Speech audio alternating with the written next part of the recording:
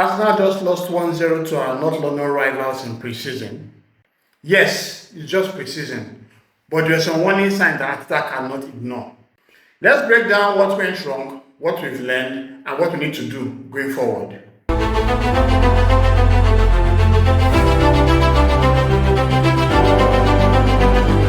After a successful time in Singapore beating AC Milan and Newcastle, Arsenal flew to Hong Kong to take on our North London rivals Tottenham. In the start of the game, Arsenal actually had more attempts on goal, with the first clear chance coming when Saliba headed a chance wide.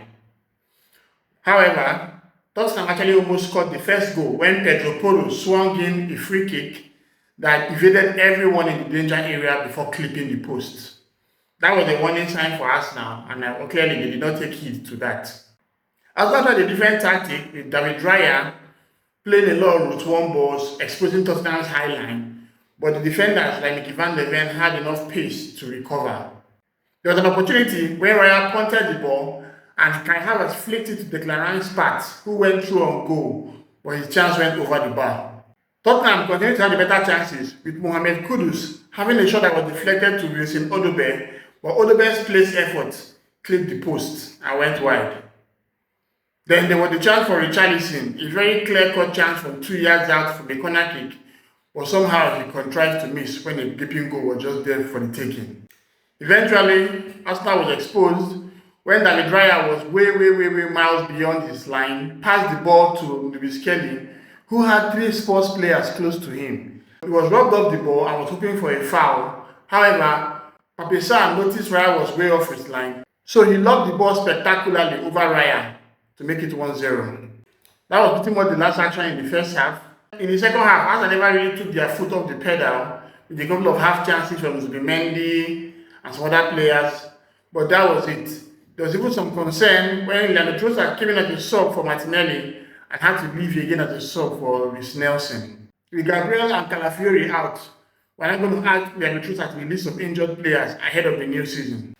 In the end, Arsenal lost 1-0 to Tottenham, and it was quite disappointing. The highs of Singapore have come to the lows of Hong Kong. Now let me talk about that goal. This is something that has to really be addressed this season. If you remember what happened against Real Madrid, David Raya gave the ball to Saliba, who was not really in a good position to control it, and it was robbed by Vinicius Jr., who scored an empty post. Now Raya has done the same thing with Lewis Kelly. I know he's supposed to be like our sweeper, stroke additional defender, stroke distributor, but sometimes he just needs to punt the ball up. It's good to build up from the back and stuff, but it didn't make any sense to me. Lewis Kelly had 3 Tottenham players ahead of him. I don't know whether Raya was expecting to pass the ball to him and get it back. I don't know, but that was a terrible pass from Raya.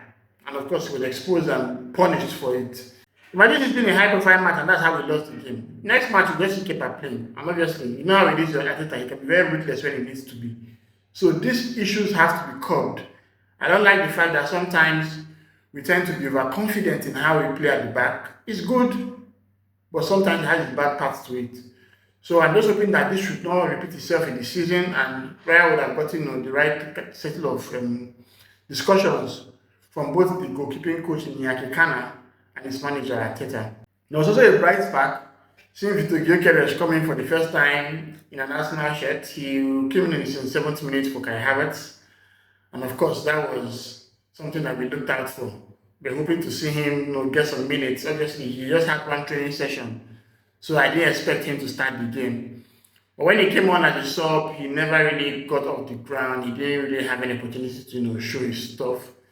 The low block became a challenge once again, and obviously with Bilbao and Villarreal upcoming in the Emirates Cup, we'll have to see how that works out. I'm sure Arsenal will take some time out to give Gyokeres more time to train and more minutes, and he's someone that we really need this season to help us unlock defenses and score those goals that will get us over the line for our first Premier League title in 22 years.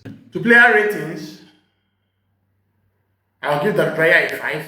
He was left stranded for the Spurs goal when Luis lost possession. It was something that, we have seen him do in the past, and we need him to, get out of it. He was also unusually shaky when handling some set pieces as well. So we have a new keeper in Kepa who apparently was injured ahead of the game. But Raya will need to know, sort his stuff and get his act right this season because we can't afford any more mishaps like this. Ben White gets a 6 from me. He started the game a bit slowly, but as the game progressed, he got into the edge of things. Tried to attack well from the right, but didn't really have any cutting edge. Saliba gets a 7, of course. He was as consistent as usual. Very calm, very composed, sweeping the ball out of defense, making those interceptions, clearance blocks, as you'd expect from a talented player like him, and it was no different. Jacob Kivior gets a 6 from me. He was caught out every now and then when trying to get the ball forward. With Gabriel and Calafiori injured, Kivior will need to know that Arsenal needs to depend on him, like what we did at the tail end of last season, to come up with the goods. Yes, he will always be a backup player to us, but last season showed that he can actually hang out with the big boys. And we're hoping that this season, if Gabriel and Calafiori don't recover in time for the Manchester United game, Kivior will get his act right and going to play well. Miles Kelly gets a 6 from me. Yes, he's clearly to blame for the Tottenham goal, even though the replay showed that Richarlison clipped him. But he recovered well after that and was kind of better after the break. But he's someone that has basically cemented his first team spot at the left back inverting role. But he shouldn't allow overconfidence come into the play because we have Calafiori behind him and even potentially Zinchenko if he doesn't leave. Odegaard gets a 6. He tried to get a couple of shots out there, but he didn't influence the game as much as I would have liked. This is someone that we need to really rely upon this season, and he needs to come up with the goal. Last season was an aberration for Odegaard, and we need him to step up. Nogard gets a 7 from me. He had a very good game, held his own well in the 6th row, looked very solid, broke up play very well, and did good. He did good. Obviously, having a player like Nogard is a big plus for us because he's very experienced and he knows how to do the job when required. So I'm very happy about his performance on the day. Declan Rice gets a 6 from me. He's still coming up to terms with the game. I don't know. Last season was kind of mixed bag for him. He had his good moments and had his bad moments. But the kind of impact I expected from him, I did not see. I know he had a very good chance that he sighted over the bar. Bukayo Saka gets a 6. He was struggling throughout the game. He never really had the opportunity to, strut his stuff. Tottenham doubled up on him as expected. And, it was not a performance that I expected from Saka. Typically, he's usually a 10 over 10 type of player. But in this game, he didn't come up to terms, even up to when he was substituted for Max Dowman. Kai Havertz gets a 5. This was a very, very poor game from the German Shima. With Gyokeres locking in the corner, Kai Havertz cannot afford to put up performances like this. It's very evident, that there's some games when he will struggle and will have no option. But thankfully, Arsenal had the second option in Gyokeres. This was a good game for Havertz, and I hope he can do better as the season progresses. Martinelli gets a 5. This was one of his poor games. Had just one opportunity when Havertz created a chance for him, but he's someone that Arsenal need to really upgrade on. I think with the way Arsenal has been ruthless in the transfer market, we need to get one more player, especially on that left. Whether it's going to be Easy or Rodrigo, I don't know, but I don't know whether we can go into the season with just Martinelli and Trossard. These guys can stink up the place when they want to, and sometimes they can play very well. So that level of inconsistency is going to be a challenge for us. He struggled in the match, and I'm not surprised. So the guys are coming from the bench. Mendy gets a 6. He was trying to impact the game, had an early shot in the second half, but he didn't really do as much. Obviously, he had some neat passes as you would expect from him, but the kind of influence you expected from a game like this, we did not see. Trossard gets a 5, came in, struggled, then got injured. Right now, he has been linked to the move out of the club to Dortmund. In all honesty, I hope we can make that work. He's 31, has a year left on his contract. I might as well cash in on him. Zinchenko gets a 6, tried to impact the game to a certain degree, but really couldn't. He's also someone that has been on the departure lounge with Fulham looking for him. Gyokeres, I'll give him a 6. He didn't actually get opportunities to go fire a shot. He struggled, and obviously we'll have to see how things pan out when he starts playing regularly for the club. So that's enough talk for the Spurs game. Arsenal need to really work on this and see how we can progress. But right now, it's time to go to the second part of today's video, which is the Q&A.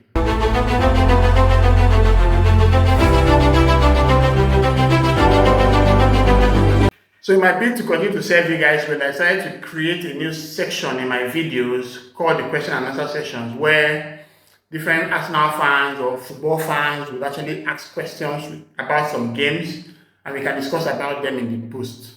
After just played against Tottenham and lost, and there'll be some fans that have some thoughts and comments on the game and what I need to do going forward.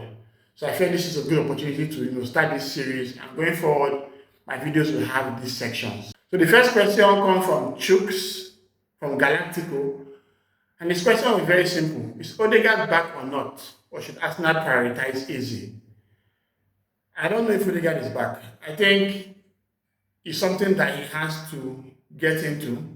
He struggled with that injury he had last season, and when he came back from the injury, his ankle injury, he never came to what we expected him to be. Yes, he had a couple of assists here and there, but Odegaard surprised us in 2023 season where he scored 15 goals. We have not seen anything close to that Odegaard in recent times. And if he wants to continue playing like this, where we'll have some good games and some inconsistent games, then Arsenal will need to get a player that can actually put him on the bench if required. Nwaneri is not that player. Nwaneri is young, his time will come, he's 18 and has many more years ahead of him. But if Arsenal gets Iberichi Eze, I would be very happy. Eze is someone that's a maverick, that gives a different perspective to how we play, to how we attack, to how we basically do what we do.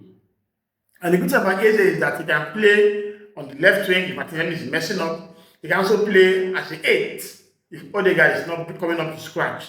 So to answer Chuck's question, Arsenal needs to prioritize the signing of Iberichi Eze. For all I heard, the release clause had expired, was about to expire, but Hand of Arsenal said something about Crystal Palace wanting £35 million upfront, while the rest can be instrumental. And word on the street is that Arsenal still needs to sell to make this work.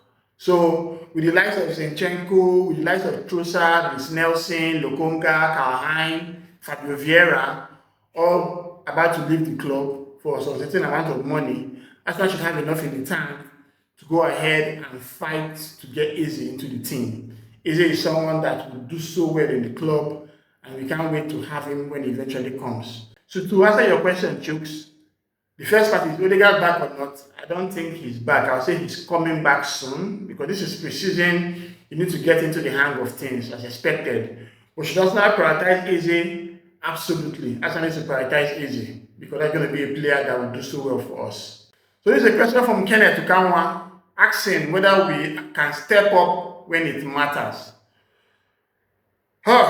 This is a very tough question to be honest with you, because last season before that, 3 seasons ago, where it really mattered, we did not step up. And it has become a trend that have been tabled as butlers. But I expect that with the way things are right now, Arsenal has changed their approach. The quality, especially the quality that's come into the club this season, gives us dynamism in terms of, one, their predictability. There are games you can go in with Havertz, there are games you can go in with Gyokeres. There are games you can use Mendy and Rice as a double pivot.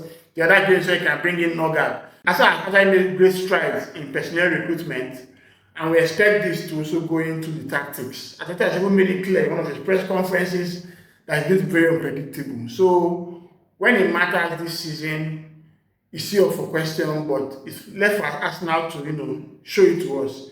Do I believe they can step up? Yes. Do I believe that they have what it takes to actually win trophies this season? Yes. But we have to see it on the pitch. This is something that we have been struggling with. Look at what happened against PSG. Arsenal had a better XG over both legs than PSG in both games. But PSG scored 3 goals. Arsenal scored only 1, and that was enough to take them to the Champions League final, which they won. If Arsenal had converted the chances that they had from Trossard, from Martinelli, from Saka, would have probably won the Champions League. We were probably against Inter in the Champions League final, and it had been a different story. So does Arsenal have what it takes to step up when it matters? I believe so. I believe that right now we have players that are hungry, that want to deliver. Someone like Madueke, for instance, now has a cloud around him. People are expecting him so much to come in and impress, and he himself wants to come and impress. So instead of trying to have a chance to pass, he can take a shot that can actually go into the net and he can give us that kind of dynamism we require in attack. So can Arsenal step up this season? I believe they can, but we have to see it on the pitch. So our kryptonite is still there, the low block. So Kelechi says, what did we learn from this game as low block came up and we struggled? Any plausible explanation or solution? This has been a challenge for us now for quite some time. And why I'm kind of surprised with this is that if you remember the 2023 season, we had several teams that came up with a low block against us, but we swept them away. But 2 seasons ago, and especially last season, Arsenal struggled badly with low block. And one issue that we had was that we were very one-dimensional. All we did was have that bias on the right, take the ball to Saka, and hope that he pulls the rabbit out of the hat. But this season, I believe that Arsenal will do better in low block. So with players like Viktor and Gyokeres. These are guys that are predatory in attack, that are only focused on wanting to shoot rather than pass, which I actually what the Chinese will do. Most teams know that they can just keep that low block, Arsenal pass it around, and nothing effective will really come out of it. But when you have someone like Madueke in your ranks that can actually take on players, create space for himself, and blast in a shot, that can be very helpful against low blocks. Even Gyokeres was someone that had progressive carries into the box but ended up with shots. I just saw that it's only like Yamal and I think Gittins that had better opportunities like that instead of taking on and shooting, because those ones were bringers and they tend to get the ball more. But someone like Gyokeres can actually take the game on from his neck and blast a shot from nowhere. So this low block issue is something that will continue to happen because teams always want to defend much against Arsenal. But with the new personnel that we have signed, and I expect some tactical tweaks from Arteta, we can actually come out of it. We showed against Tottenham that we did not, so I will not come and say it was like a clear plan, but it's something that Arsenal has to progress into. Obviously, we didn't have Madueke. Gyokeres just came in as a sub, and obviously we have some players that still struggle to get to the space of the game. But this low block is something that Arsenal can get out of, and this season will be a real proof of that because several teams we still want to play low blocks against us, and we need to know how to challenge ourselves to get better and win those games. This is a question from Feishayo from Galacticos. Should Arteta persist with Kai as a starting striker, or should Gyokeres start the season? In all honesty, I want Gyokeres to be my 9. Kai Havertz is not a centre forward. Let me say it again to the people that don't believe at the back. Kai Havertz is not a centre forward. We have bought a centre forward, so play him. Gyokeres should start every key game for us, while Kai Havertz comes in as a sub or goes to the left 8 to struggle with Rice for a starting bet. Gyokeres has proved to the world that he can score goals. Coventry City, 40 goals in 97 games. Sporting CP, 97 goals in 102 games. You cannot put him on the bench for Havertz.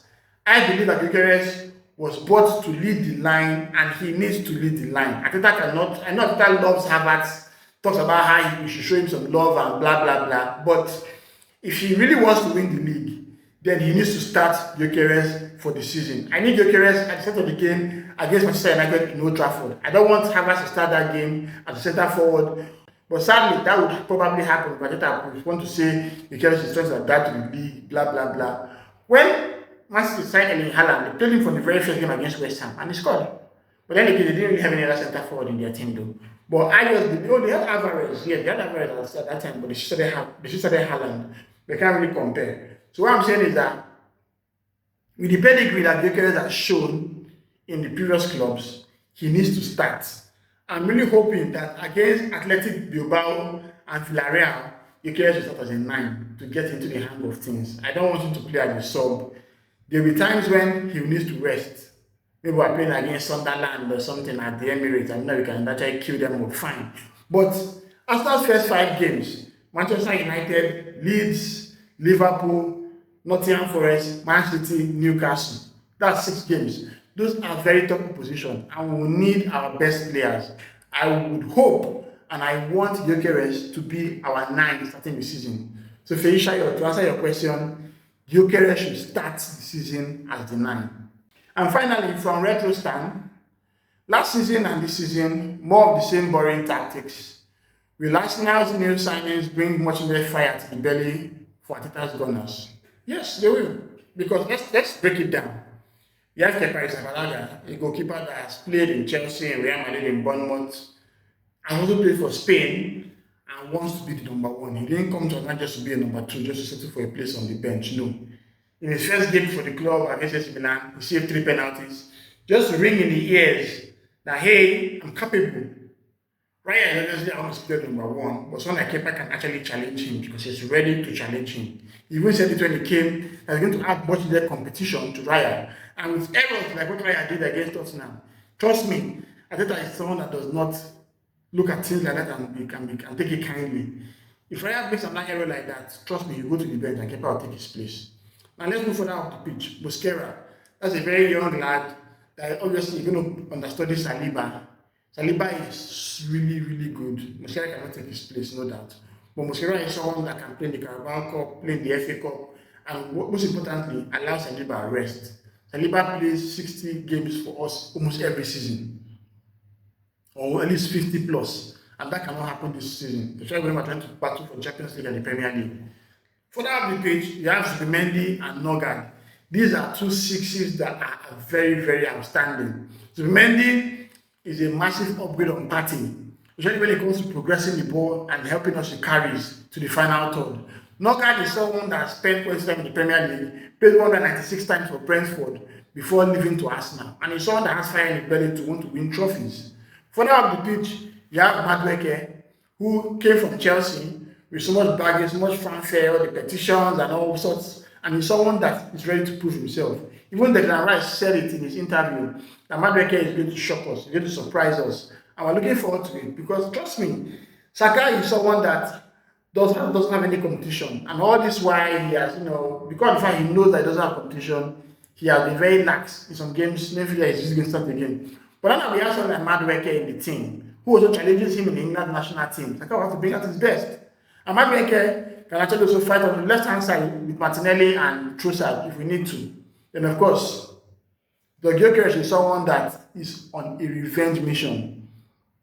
If you recall, Brighton signed him from Sweden and never played him, sent him to the trenches of the Championship where he struggled and clawed out his way to become a player that he is right now. After Swansea, he moved to Coventry before going to Sporting. And in his article, in his interview with L'Equipe, he made it clear that he's going to come and show everyone that he's the next best thing. So this is what we need to strive to be. The new signings that we have bought are players that are hungry to impress, and I will expect them to galvanize the guys that are currently in the squad to become better.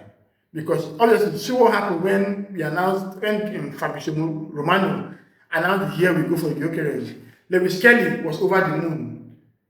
Even Saliba mentioned how they're so happy Gyokeres is in the squad. So a player like Gyokeres now has come to add some fire to the players, but they know that, okay, truly, with all the work we have been doing, we have not really had a 9 that can kill up those chances that we create.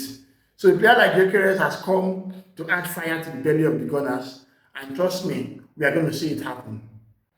So thanks so much for everyone that put in their questions. As expected, this will be a session I'll be doing going forward. The platform is WhatsApp. You can also send your questions on Twitter. You can also send me an email. And what I'll do is that I'll compile all that and get it out for the next video. So that's all for today. Thank you for being part of today's adventure with us. We look forward to flying back to London to take on Athletic Bilbao and Villarreal. And we'll continue to focus as we get into the new season. Happy new month to all the Gunners out there, and let's get this done. Come on, you Gunners.